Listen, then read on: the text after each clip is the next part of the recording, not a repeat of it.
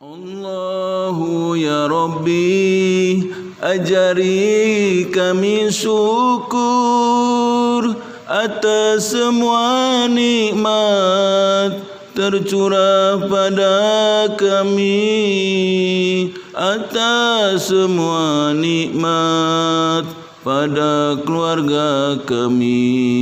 Jadikan ibadah kami tetap istiqomah.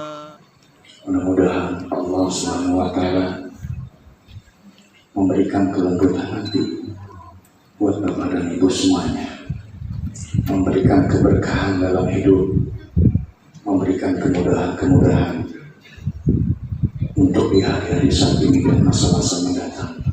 Mudah-mudahan Allah kabulkan. Amin ya Rabbal Alamin. Amin. Sebenarnya saya malu karena kalau baca kultum yang disampaikan DKM ini Ustadz dan Kiai semua. Saya ini seorang yang poseh, ada sebut sultan, ada sebut macam-macam, tapi yang pasti saya masih merasa sosok hamba yang masih banyak dosa, banyak kekurangan, banyak kelemahan-kelemahan dalam diri saya. Yang mudah-mudahan saya terus istiqomah, Allah bisa mengampuni segala perbuatan dan dosa-dosa saya. Jadi temanya suka-suka saya emang ya. Nah, jadi ini kultum suka-suka karena puasa ya puasa. Jadi sebagian besar dari kita kayaknya sih masih aman, dan puasa itu adalah menahan lapar dan haus. Ya nggak salah juga, karena memang mungkin sebagian besar dari kita masih memaknai itu dari kecil. Tapi kalau kita pikir-pikir lebih jauh, lebih dalam secara spiritual kita gitu ya, sebenarnya puasa itu adalah pekerjaan kita sehari-hari. Kenapa saya bilang seperti ini? Contoh saja misalnya di dalam sebuah rumah tangga gitu ya. Kalau kita tidak berpuasa, tentu misal contoh suaminya pengen punya anak 10, sementara usia istri tidak memadai dan kebetulan hanya diberikan 3 gitu ya. Atau istri yang tidak bisa berpuasa ingin meminta sesuatu, mobil Pajero misalnya gitu, sementara suaminya mungkin tidak bisa memenuhi. Atau dalam kehidupan bergaul gitu ya, bersosial, bermasyarakat. Bayangkan jika kita tidak berpuasa, kita tahu si A begini, si B begini. Dia punya mulut, dia punya perkataan tidak dipuasakan, tidak ditahan.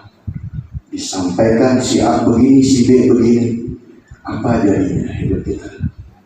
Dalam pekerjaan juga begitu. Dalam kehidupan sehari-hari gitu ya. Bahkan kalau kita dalam pergaulan itu, kalau ketemu orang baru, melihat di sebelah kita ini orang badannya gendut sama, itu kita ngomong di depan orangnya, atau ini orang hidungnya besek amat. Kita tidak menahan.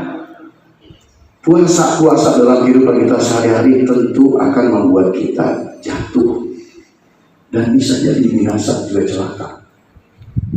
Maka saya melihat bulan Ramadan ini seperti halnya sebagian besar orang menyebut bulan suci.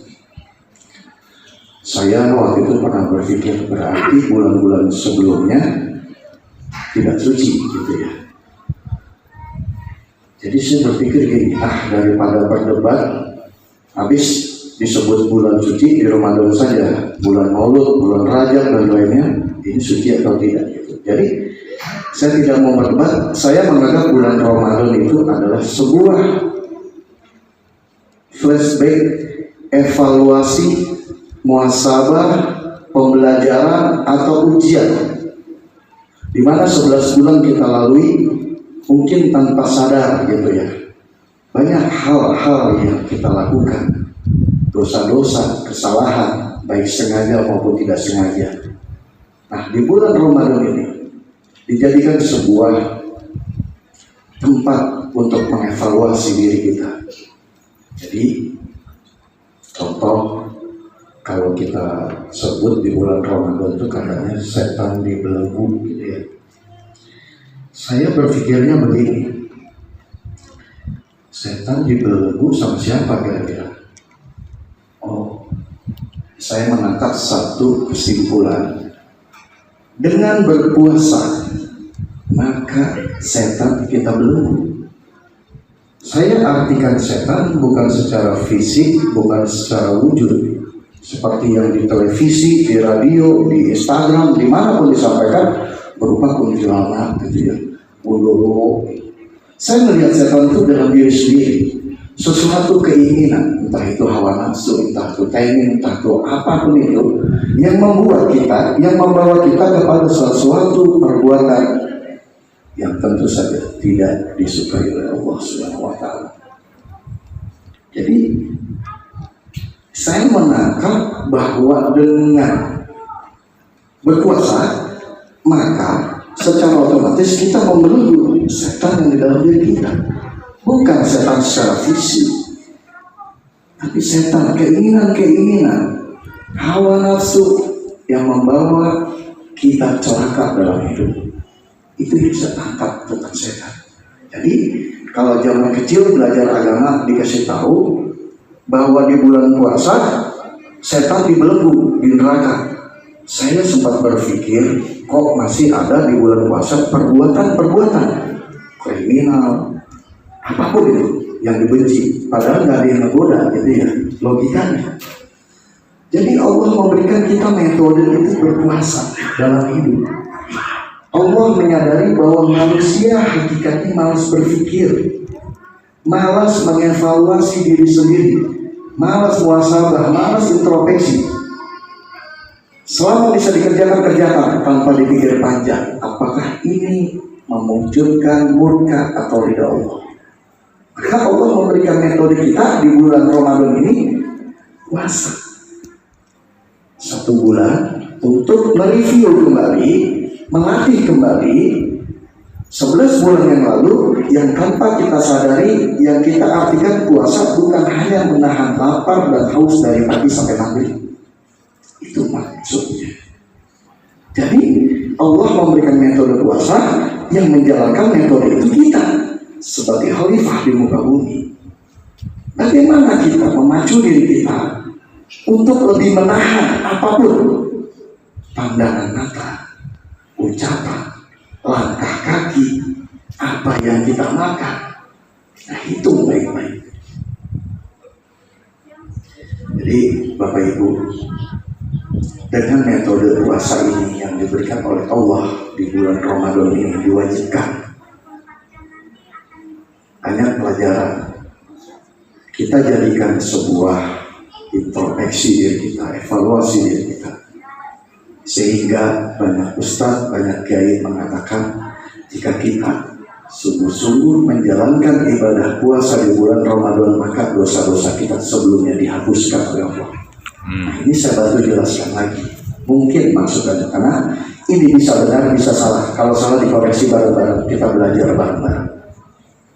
Jadi landasan diampuni dosa-dosa kita dalam puasa ini yang pertama landasan iman. Kita berpuasa niatnya apa? Yakin kita apa? Sebab Bapak Ibu, dalam melakukan apapun harus ada dasar niat. Niat harus diimbangi dengan sebuah keyakinan. Contoh, Anda mau melakukan suatu perbuatan baik, tapi nggak yakin bahwa Allah akan membantu dan menolong. Repot. Misal saya seorang RW gitu ya. Saya seorang RW punya niat ingin mengubah satu wilayah ini yang tadinya tanah tidak bermanfaat menjadi sesuatu, menjadi kebun sayur mayur misalnya. Saya nggak punya modal, tapi saya punya niat dan keyakinan bahwa Allah akan membantu saya. Modal, yakin, iman, puasa sama. Kita puasa mau nahan lapar, nahan haus sampai maghrib. Kan kalau diam-diam kita kalau nggak ada iman bisa makan di warteg ya. bisa makan di warung Padang atau di kamar gitu. Tapi kan Allah Maha melihat. Jadi dasar kita iman itu dulu, yakin bahwa apa yang kita lakukan menjalankan perintah Allah Subhanahu wa Ta'ala. Yang kedua adalah audit. Audit yang saya maksud tadi di dalamnya evaluasi, itikaf, muhasabah, dihitung 11 bulan kemarin dosa-dosa apa yang saya lakukan, dihitung. Saya mencuri, saya begini, dihitung. Ini yang sengaja berapa, yang nggak sengaja berapa, dihitung, dievaluasi, dicatat. 11 bulan terakhir kemarin apa saja yang saya lakukan, perbuatan dosa, margin dosa, hitung semuanya. Yang kedua, dihitung margin potensi pahala. Perbuatan baik apa yang kita lakukan? Oh ini, dicatat. Pas yang tadi disampaikan Pak Joko, 10 hari terakhir ada itikaf. Di situ momentum kita mengevaluasi diri kita. Yang dosa kemarin apa aja kita tahu. Mudah-mudahan gak dilakuin lagi. Kebaikan yang di 11 bulan lalu apa aja kita ingat dan kita kembangkan, kita tingkatkan jauh lebih baik. Ketika Bapak dan Ibu sudah bisa menemukan, mengaudit diri sendiri, kesalahan diri sendiri, bukan kesalahan orang lain. Kesalahan diri, karena hakikat kita manusia tempatnya hilaf dan salah. Jadi kalau mau dicari apapun kesalahan pasti ketemu. Disitulah puasa, itikaf, evaluasi, introspeksi, mengaudit kemungkinan dosa-dosa yang sudah kita lakukan sebelumnya, dan kita memperhitungkan potensi pahala kebaikan yang sudah kita lakukan.